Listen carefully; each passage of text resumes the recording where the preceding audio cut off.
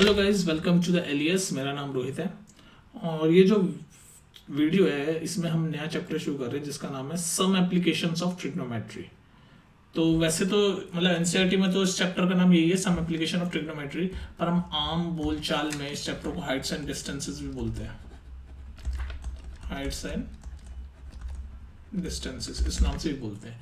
तो बेसिकली इस चैप्टर में होता क्या है, इस तरह के क्वेश्चन आते हैं। देखो, मान लो पहले तो मैं दो तीन टर्मिनोलॉजी आपको समझा देता हूँ इस चैप्टर की। दो तीन टर्मिनोलॉजी के एक होता है एंगल ऑफ एलिवेशन।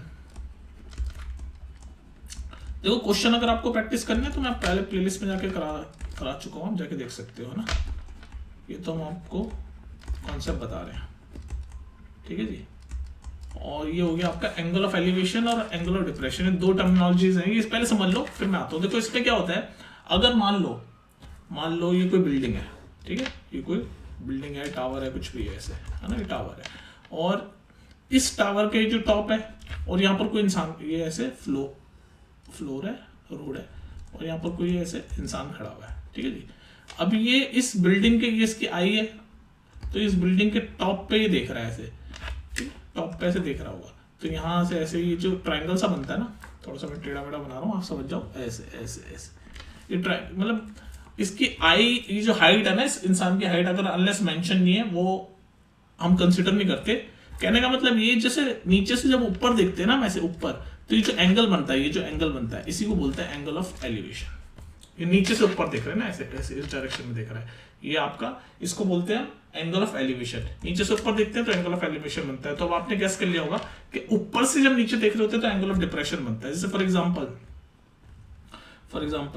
वही एग्जाम्पल ले लो कि ये कोई बिल्डिंग है ना, और यहाँ पर मान लो कोई छोटा सा ऐसे टावर है ना, ऐसे छोटा सा कोई टावर है, ये फ्लोर है और इसकी टॉप पे खड़े होके मान लो यहाँ कोई एंगल देख रहा है ऐसे। तो ऐसे एक इमेजिनरी लाइन इमेजिन कर लो आप ऐसे, तो ये अब ऊपर से नीचे देख रहा है, तो ये वाला जो एंगल बना ना थीटा, इसको बोलते हैं एंगल ऑफ डिप्रेशन। कहने का मतलब, आसान भाषा में समझाऊंगा, ये सब आपको बहुत कंफ्यूजिंग लगा तो आसान भाषा ये कि जब नीचे से ऊपर देखते थे, कोई इंग्लिश का वर्ड है एलिवेशन, आपने सुना होगा एलिवेटर, वो वहीं से निकला भाई। एलिवेशन मतलब नीचे से ऊपर अगर हम देख रहे होते हैं तो वो जो एंगल बनता है, जैसे यहाँ बन रहा है, नीचे से ऊपर देख रहा है बिल्डिंग के टॉप पे, तो उसको बोलते हैं एंगल ऑफ एलिवेशन। और यहाँ पर ये बिल्डिंग से इस टावर की तरफ देख रहा है, तो ऊपर से नीचे देख रहा है, तो ये जो एंगल बना, ये एक इमेजिनरी लाइन है, ये जो एंगल बना इसको बोलते हैं एंगल ऑफ डिप्रेशन। तो ये दो टर्म्स हैं इसमें। Basically height and distances type के आपके क्वेश्चंस आते हैं। आपको इसमें ट्रिग्नोमेट्री का कौन सा कॉन्सेप्ट आपका लगता है इसमें? आपको मैंने बताया था राइट एंगल ट्रायंगल वाला कॉन्सेप्ट लगता है कि जब भी राइट एंगल ट्रायंगल होता है, ऐसे राइट एंगल ट्रायंगल, ये राइट एंगल ट्रायंगल है, मान लो ABC, है ना। ये वाली AB वाली साइड क्या होती है? AB वाली साइड परपेंडिकुलर, ये वाली साइड परपेंडिकुलर होती है।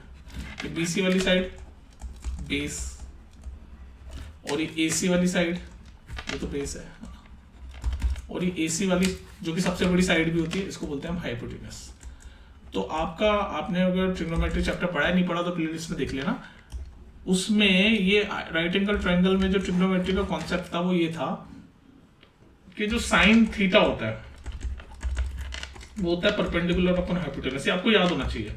कॉस थीटा होता है बेस अपॉन हाइपोटेनस। इसमें राइट एंगल ट्रायंगल के रेफरेंस में साइन थीटा होता है perpendicular upon hypotenuse, cos theta होता है बेस अपॉन हाइपोटेनस, और टेन थीटा होता है परपेंडिकुलर अपॉन बेस। ये तीन आपको पता है। बाकी तो आपको पता है साइन का रेसिप्रोकल कोसेक होता है, कॉस का सेक होता है, टेन का कॉट होता है, तो बाकी आप कर ही लोगे। तो अगर मैं यहाँ से आपसे फॉर एग्जांपल कोसेक थीटा की बात बोलूँ तो साइन का रेसिप्रोकल यानी हाइपोटेनस अपॉन परपेंडिकुलर। सिमिलरली सेक का इसका परपेंडिकुलर कर रहा हूँ, इसका रेसिप्रोकल होगा, और कॉट का इसका रेसिप्रोकल होगा यानी बेस अपॉन परपेंडिकुलर।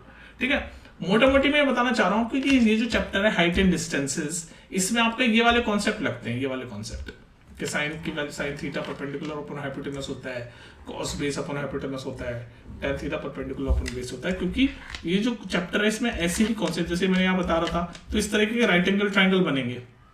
तो आपको फिर ये मान लो ये हाइट है और ये जो डिस्टेंस है इस बिल्डिंग का और इस इंसान का एक्स है, इस तरह के क्वेश्चन होंगे। कुछ एंगल दे देगा 30 डिग्री, फिर आपसे पूछ लेगा मान लो हाइट की वैल्यू क्या है। इस तरह के क्वेश्चन आपके आएंगे। ठीक है, तो क्वेश्चन प्रैक्टिस करते हैं हम सीधे, तभी बात समझ में आएगी। बाकी टर्म्स और समझने वाली बात इतनी थी कि एक तो ये दो टर्म्स आपको समझ आने चाहिए थे कि एंगल ऑफ एलिवेशन क्या होता है, एंगल ऑफ डिप्रेशन क्या होता है। दूसरा आपको ये पता होना चाहिए कि ट्रिग्नोमेट्री का कौन सा वाला कॉन्सेप्ट इन क्वेश्चंस को सॉल्व करने में इस चैप्टर में लगेगा, तो ये वाला कॉन्सेप्ट आपको लगता है, ठीक है, ये आपको पता होना चाहिए। तो हम सीधे क्वेश्चन देखते हैं एक दो। वैसे प्रैक्टिस अगर करनी हो तो प्लेलिस्ट में जाके प्रॉपर देखना, मैंने बहुत क्वेश्चंस कराए हैं, एनसीईआरटी के क्वेश्चन भी हैं और दूसरे इंपॉर्टेंट क्वेश्चंस भी हैं, पर अभी कॉन्सेप्ट हम समझ रहे हैं तो एक आध क्वेश्चन हम देख लेते हैं। तो देखो, अब जैसे एक क्वेश्चन लिखा हुआ है, एक लैडर है 15 मीटर लॉन्ग, तो ये बना दिया हमने ladder 15 metre long, just reaches the top of a vertical wall. एक सेकेंड, ये वर्टिकल वॉल है, ये वर्टिकल वॉल, और इसके टॉप पे लिखा ना, टॉप पे पहुंच रही है 15 मीटर की लैडर, ऐसे ये लैडर है, ये लैडर है ऐसे, अगर आपको देखने में प्रॉब्लम है ऐसे ऐसे देख लो, लैडर ऐसे, ये लैडर है ना, और ये बिल्डिंग है, ये बिल्डिंग है, ऐसे मैं डार्क कर देता हूँ, ये बिल्डिंग है ना। तो ये बिल्डिंग है, वर्टिकल वॉल है, सॉरी ये वर्टिकल वॉल है, उसकी टॉप पे ऐसे ही लैडर रखा हुआ है, ठीक है, और ये लैडर है 15 मीटर लॉन्ग। अब ये कह रहा है if the ladder makes an angle of 60 degree with the wall, मतलब वॉल के साथ 60 डिग्री का एंगल बना रहे हैं, मतलब ये वाला एंगल 60 डिग्री का एंगल बन गया। कह रहा है calculate the height of the wall, ये पूछ रहा है, हाइट h मान लेते हैं, ठीक है, और ये नीचे फ्लोर बना लो। ये ट्राइंगल दिख गया, अब आपको ट्राइंगल ए बी, इसको यहाँ तक ले जाओ, ए बी सी, ये ट्राइंगल ए बी सी। तो अब ये हाइट पूछ रहा है, तो अब आप बताओ, आपको ये पता है हाइपोटेनस पता है, इसमें हमेशा जो एंगल होता है, यहाँ थीटा एंगल कितना है, थीटा की वैल्यू कितनी है 60 डिग्री। हमेशा ध्यान रखना, जो थीटा एंगल होता है उसके सामने वाली साइड परपेंडिकुलर साइड होती है, तो ये वाली साइड परपेंडिकुलर है, तो इस केस में ये तो हाइपोटेनस है ही, ये वाली साइड जो हाइट वाली साइड है ये बेस है, बेसिकली बेस है, ठीक है। तो अब आपको हाइपोटेनस पता है और एंगल पता है, और आपको निकालना बेस है, आपको निकालना बेस है। तो आप कौन सा बताओ, कौन सा एंगल लगाओगे यहाँ पर, क्या लगाओगे आप बताओ, कुछ है दिमाग में आपके? तो अगर आप ध्यान से देखो तो थीटा की वैल्यू 60 है, तो अगर हम cos थीटा वाला एंगल लगाएं, cos थीटा क्या होता है, बेस अपॉन हाइपोटेनस, क्योंकि हमें बेस निकालना है, हाइट है जो कि, और हाइपोटेनस की वैल्यू तो 15 मीटर हमें दे रखी है, तो थीटा की वैल्यू क्या है 60, तो cos 60 कितना होता है ये सब आपको पता होना चाहिए, वैल्यूज वगैरह। cos 60 होती है 1/2 इक्वल्स टू बेस, यानी कि हाइट जो कि हमें निकालनी भी है, और हाइपोटेनस की वैल्यू 15, तो हाइट की वैल्यू क्या आ गई 15/2,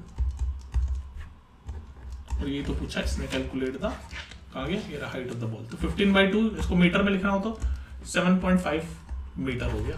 तो ये जो वॉल है ये 7.5 मीटर है, आप समझ रहे हो। आप देखो यहाँ कंफ्यूजन मत होना, हमेशा जब भी ऐसे राइट एंगल ट्राइंगल बनता है ना, राइट एंगल ट्राइंगल, तो जो भी एंगल ये थीटा दे रखा होगा ना, उसके सामने वाली साइड आपकी परपेंडिकुलर साइड होती है। तो यहाँ पर ये वाला एंगल थीटा था, तो इसके सामने वाली साइड परपेंडिकुलर है, ज्यादातर बच्चे इसको परपेंडिकुलर मान लेते हैं इसको, ठीक है। ये थीटा यहाँ पर था, कह रहा था ना, ये जो लैडर है ये एंगल 60 किसके साथ बना रहे, वॉल के साथ, तो ये रही वॉल तो, और ये रही लैडर, तो ये एंगल यही बनेगा ना 60, तो इसके सामने वाला ये परपेंडिकुलर होगा, तो ये परपेंडिकुलर, ये तो हाइपोटेनस रहेगा, ये देखो राइट एंगल ट्रायंगल ऐसा होता है ना, तो ये वाली साइड, टेढ़ी वाली साइड तो हमेशा हाइपोटेनस रहती है, जो मैं डार्क कर रहा हूं, है ना। ये कई बार अकॉर्डिंग टू द क्वेश्चन के भाई कौन से थीटा की बात हो रही है, अगर ये वाला थीटा ले रहे हैं हम तो ये वाली साइड परपेंडिकुलर हो जाएगी, पर ये वाला थीटा ले रहे हैं तो ये वाली साइड परपेंडिकुलर होगी, मतलब कहने के बाद थीटा के सामने वाला जो लाइन होती है या साइड होती है वो परपेंडिकुलर होती है। जैसे यहाँ थीटा 60 डिग्री था, तो इसके सामने वाली साइड ये, तो ये परपेंडिकुलर लिया, तो ऑब्वियसली ये बेस हो गई, ठीक है। तो इस तरह से क्वेश्चन आएंगे। एक और क्वेश्चन देखते हैं हम जल्दी से, एक और क्वेश्चन देखते हैं। अब जैसे ये क्वेश्चन देखो, the angle of elevation of the top of a tower from 2 points at a distance of 4 metre and 9 metre from the base of a tower and in some क्या लिख दिया मैंने, and in the same, सही तो लिखा है the, and in the same straight line with it are 60 degree and 30 degree respectively, find height। देखो question ये बड़ा कंफ्यूजिंग है, पहले तो ये बता दो बोर्ड में आ चुका है 2016 में, ठीक है, तो ये और भी कई जगह रिपीट हो चुका है। तो देखो क्वेश्चन इंटरेस्टिंग है, क्यों इंटरेस्टिंग है, इसमें एक एक्स्ट्रा इन्फॉर्मेशन दे रखी है जो यूज ही नहीं होगी। अब देखो क्वेश्चन पढ़ो, ऐसे ही सॉल्व हो जाएगा। यहाँ पर बस हाइट पूछ रहा है, कह रहा है एक टावर है, तो ये मैंने बना दिया टावर, चलिए टावर बना दिया, ये टावर है, ठीक है, इसकी हाइट मान लो h है। कह रहा है angle of elevation of the top of a tower from 2 points at a distance of 4 metre and 9 metre, तो बेस ऑफ द टावर, तो ये बेस ऑफ द टावर, ये बेस ऑफ द टावर है। इस बेस ऑफ द टावर से दो point है, एक पॉइंट यहां पर है, ये है 4 मीटर, ये लिखा हुआ, और एक पॉइंट यहां मान लो, ये है टोटल इस बेस से, ये बेस टावर के बेस से 9 मीटर, ठीक है। और यहां से एंगल ऑफ एलिवेशन बन रहे हैं, एक एंगल ऑफ एलिवेशन ये 4 मीटर वाले डिस्टेंस पे ये रहा, जो कि है 60 डिग्री, और एक ये 9 मीटर वाला वही टॉप पे ही बन रहा है, ये है 30 डिग्री बना, बोल रखा ना, देखो ध्यान से पढ़ो। 2 point at a distance of 4 metre and ये पूरा 9 metre from the base of a tower make an angle 60 degree and 30 degree respectively, find the height, ये हाइट पूछ रहा है। अब एक बात बताओ, यहाँ पर इन्होंने 2 पॉइंट दे रखे हैं और angle of elevation top of the tower के लिए, और हमसे सिर्फ हाइट पूछा है टावर की, तो हमें ज्यादा कुछ करने की जरूरत ही नहीं है। हम कोई सा भी एक ट्राइंगल ले लेते हैं, ये वाला जो मैं जो ऑरेंज कर रहा हूँ, ये वाला ट्राइंगल, ये टावर है, और ये इस वाले ट्राइंगल से निकल जाएगा। ये बड़ा 30 डिग्री वाला है, उसकी जरूरत ही नहीं हमें। ये देखो यहीं से ले लेंगे हम, कि देखो tan 60 की वैल्यू क्या, पहले तो tan थीटा वाला आपको फॉर्मूला पता होना चाहिए। tan थीटा क्या होता है, परपेंडिकुलर अपॉन बेस, ये फॉर्मूला है आपका, है ना। तो tan 60 की वैल्यू परपेंडिकुलर यानी ये हाइट जो कि हमें निकालनी है, मेरी हाइट तो ये निकालनी है, और इस ट्राइंगल में बेस कितना है, ये रहा 4 मीटर अपॉन 4। tan 60 की वैल्यू आपको पता होनी चाहिए √3, और हाइट मैं h लिख रहा हूँ, ये 4, तो यहाँ से सॉल्व करोगे तो हाइट की वैल्यू आ गई 4√3, और ये तो है हाइट की वैल्यू 4√3। तो ये जो 30 वाला जो था, ये जो दूसरा पॉइंट था जो 9 मीटर डिस्टेंस पे, 9 मीटर डिस्टेंस पे टावर से, इस टावर से 9 मीटर के डिस्टेंस पे, इसकी तो हमें यूज करने की जरूरत ही नहीं पड़ी अगर हमें सिर्फ हाइट निकालनी है। तो इसमें कई बार बच्चे कंफ्यूज हो गए कि कैसे करना है, तो बेसिकली ये इसी पार्ट से हो जाना था, ये ऑरेंज वाले ट्राइंगल से, ये एक्स्ट्रा इन्फॉर्मेशन थी, तो ये थोड़ा सा कंफ्यूजिंग क्वेश्चन था, इजी था लेकिन। तो हाइट आ गई 4√3 मीटर, ठीक है, बोर्ड में आ चुका है। तो इस तरह के क्वेश्चन आएंगे, आप क्वेश्चन और प्रैक्टिस करो, बाकी कॉन्सेप्ट इतना ही था। आपको ये फॉर्मुलेस पता होने चाहिए, tan 60, tan 30, इन सब की वैल्यू पता होनी चाहिए। देखो इन्हीं में खेलेगा ये, 30 डिग्री, 45 डिग्री, 60 डिग्री, इन्हीं में आएगा आपका सारा, है ना। तो ये सारी वैल्यूज आपको पता होनी चाहिए, और कैसे आपको क्वेश्चंस को समझ के फिगर बनाना है, क्योंकि एक बार फिगर बन जाता है तो फिर ईजी हो जाता है, ठीक है। तो प्रैक्टिस करने के लिए क्वेश्चंस आप प्लेलिस्ट में देख लेना, बाकी हम दोबारा भी करेंगे, लेकिन अभी हमारी क्या सीरीज चल रही है, फटाफट हम कोर्स कंप्लीट कर रहे हैं, सारे कॉन्सेप्ट समझ रहे हैं, ठीक है। चलो फिर मिलते हैं नेक्स्ट वीडियो में, कुछ डाउट हो तो नीचे पूछ लेना, ठीक है।